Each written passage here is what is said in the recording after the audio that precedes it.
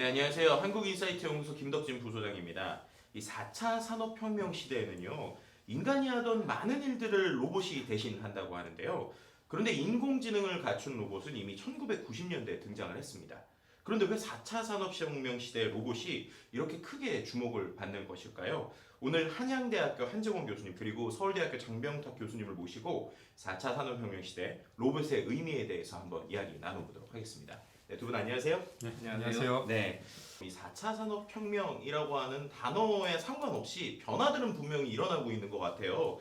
그런데 이 로봇도 우리가 어떻게 보면 뭐 인간의 마지막 발명품이다, 마지막 도구다, 뭐 아니면 뭐 최고의 뭐 작품이다, 뭐 이런 여러 가지 이야기들 나오고 있는 것 같은데, 그런데 이미 산업 현장에서는 많은 데에서 이미 그 인간을 대신해서 이 로봇이 활약하고 있다고 제가 들었거든요. 장 교수님, 어떤 로봇들이 인간에게 이미 도움을 주고 있을까요? 예, 로봇 초기에는 힘을 필요로 하는 직업을 대신하는 데서 사용이 되었었습니다. 자동차 조립 공장에서 무거운 부품을 조립을 한다든지 용접을 한다든지 하는 데 사용됐죠. 그 다음에는 이제 핵발전소와 같이 위험한 환경이나 반복적인 일, 특히 24시간 쉬지 않고 해야 되는 일 같은 데 로봇들이 투입이 되었습니다. 근데 1990년대부터는 인공지능 로봇들이 이제 등장하기 시작했는데요. 바퀴를 달고 이동하면서 박물관에서 방문자들을 안내를 한다든지, 아니면 최근에 와서는 이제 청소 로봇 이게 상용화됐죠.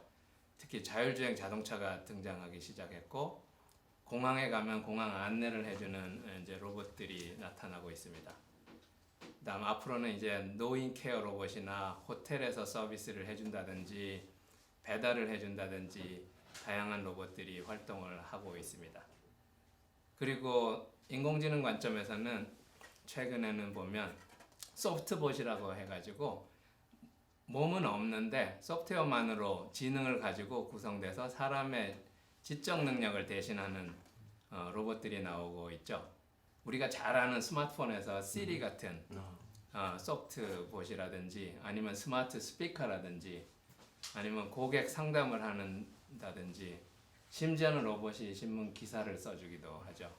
이렇게 다양한 분야에서 인간과 함께 활동을 하기 시작했습니다. 뭐 고객을 상담한다든지 아니면 신문 기사를 쓰는 이런 지적 능력까지도 활약을 하는 걸 보면서 이러다가 로봇이 인간의 모든 지능을 추월하는 게 아닌가, 뭐 이런 좀 고민이나 생각도 들긴 하는데, 한정은 교수님 좀 어떻게 보시나요? 사실 인공지능이나 로봇이나 이런 것들이 우리 인간을 어떻게 침략할 것인가, 또는 뭐 심지어는 로봇들이 우리를 노예로 부린다던가 이런 상상을 하는 것보다는 이 로봇들을 앞으로 어떻게 잘 쓸 것인가에 대한 건설적인 방향으로 생각을 하는 게 오히려 더 우리에게는 도움이 되지 않을까 싶습니다. 물론 이 부작용을 막기 위한 노력도 해야겠지만 더 중요한 거는 5년 뒤, 10년 뒤 앞에 어떤 일이 벌어질까를 예상하고 그걸 대처해야 되는 거죠.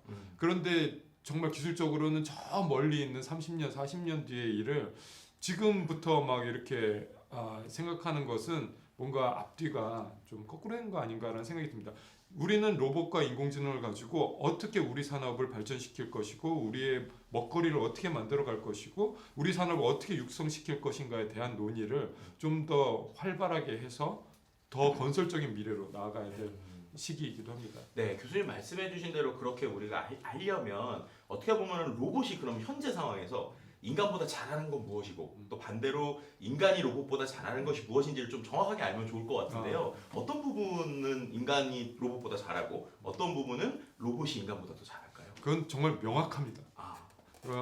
1970년대 모라벡이라는 로봇 하시는 학자분이 계셨어요. 네. 그래서 이제 한스 모라벡의 역설이라고 저희가 즐겨 부르는 말이 있는데 이런 겁니다. 로봇은 인간이 못하는 것을 잘한다. 로봇은 인간이 못하는 걸 잘한다. 너무 당연한 말이죠. 네. 근데 그 뒤에 한마디 더 하셨어요. 로봇은 인간이 잘하는 걸 못한다. 그러니까 역설이죠. 네. 패러독스인데요. 네. 굉장히 많은 부분에서 이런 모습을 봅니다. 저 인공지능 스피커에게 야 누구누구야 뭐 좀 해봐 그러면 다시 한번 말씀해 주세요. 이러면 한 두 번 세 번 하면 이거 왜 이래 이거 이러면서 이거 정말 못하네 이런 모습 되게 많이 보이거든요.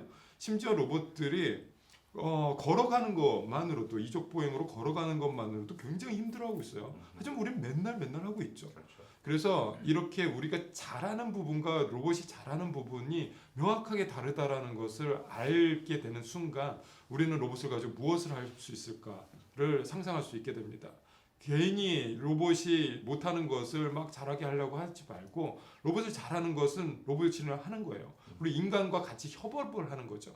그렇게 잘하는 게 서로 다른 존재이기 때문에 둘이 협업을 하면 굉장히 큰 시너지가 나타나는 거 보게 됩니다.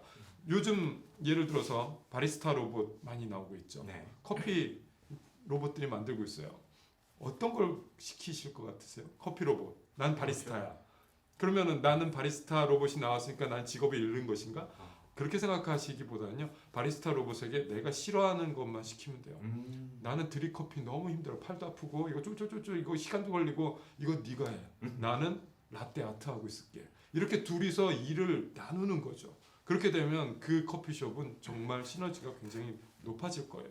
이런 식으로 로봇이 잘하는 것, 인간이 잘하는 것을 명확하게 알 필요가 있습니다. 근데 한편으로는 이제 이런 고민은 어쩔 수 없이 계속 하게 되는 것 같아요. 예를 들어서 지금에 있는 부족한 부분들을 로봇이 만약에 보완한다면 그러면은 사람이 갈수록 좀 설 자리가 없어지는 것이 아닌가 뭐 이런 쪽에 대한 생각이 드는데요. 이런 부분에 대해서는 장 교수님 좀 어떻게 보시나요? 네, 사람이 하던 일들을 점차 로봇이 하게 된다면 사람은 무엇을 하게 될까 하는 의문을 갖게 됩니다. 근데 다행인 것은 사람이 아직 할 일은 계속 있다는 겁니다. 끊임없이 있을 것 같고요, 제 생각에는.